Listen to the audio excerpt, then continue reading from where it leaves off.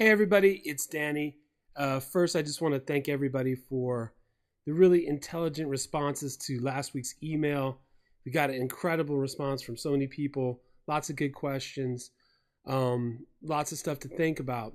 One of the bigger questions, I think, was how to make the kick and bass work together. And I know a lot of you have already studied with me. Some of you have not yet studied with me. And there's really been a lot of new developments in the technology over the last year or so, and lots of new techniques and workflows. Workflow was a big response from last week in terms of what people really wanted to sort of get clear about. What's the order of doing things, what to do next. So anyway, I thought this would be a cool, quick tip for making the kick and the bass work together. And what I have here is a practice session from Chesco. Do It Like That, a track released earlier this year. And I have Pro-MB on the sub bass.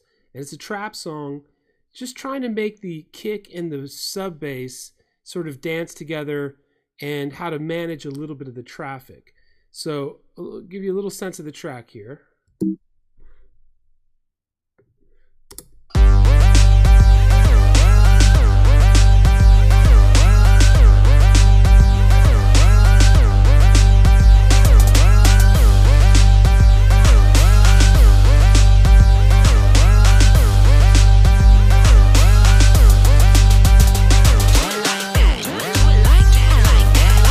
So, that's sort of the drop there.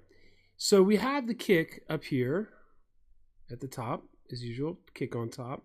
And then here we have the sub bass. And we have a couple plugins on the sub bass to kind of fatten it up. But now we sort of want to make the kick and the sub bass play nice together. So up here in Pro-MB, we're telling the sidechain to listen to the kick. There's the kick.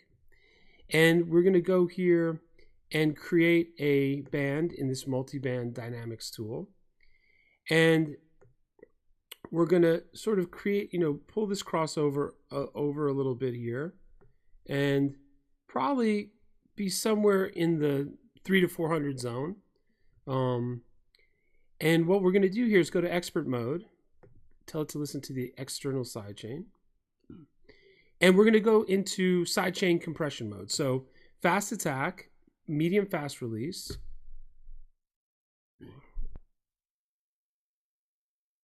And we'll start with a 6-to-1 ratio. And we'll leave the knee here. We're in compression mode. And so what we're able to do here is we're going to just make the traffic frequencies where the frequencies overlap, we're going to make those duck, but so that the whole sub bass doesn't have to duck, so that the mid-range and the melody of the sub bass can stay constant, but the low frequency management works really well. Down here in the analyzer, we're looking at the pre and post signal, but we're also able to see the sidechain input signal. So that's going to be superimposed on the waveform display from the bass, and we can see exactly where they overlap. So we're going to turn this off at first, and let's just take a look and see where the kick and the bass sort of share some common space.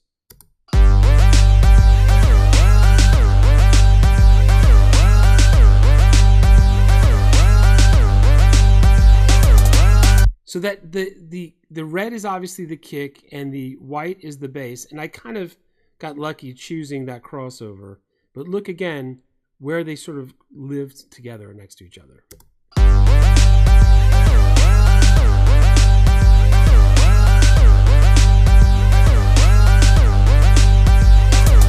So setting that crossover right around 360 gets the bulk of the traffic, but it's going to leave the mid-range, which is the melody of the sub bass, so it's not ducking like French house. No offense to French house, but we're looking for a different sort of effect here. So when we turn this on, we can set the threshold to get the sensitivity, and then we can constrain the movement with the range.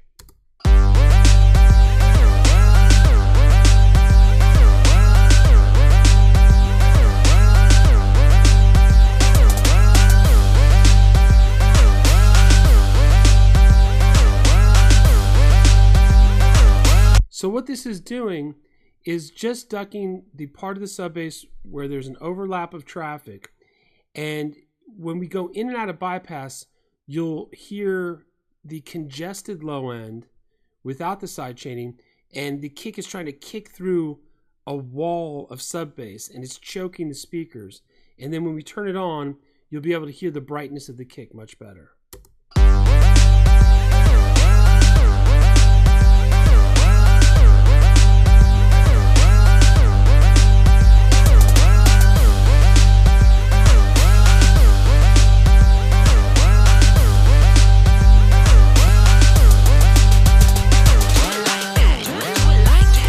So do it like that. I just thought this would be a cool little fun tip for you guys for the week.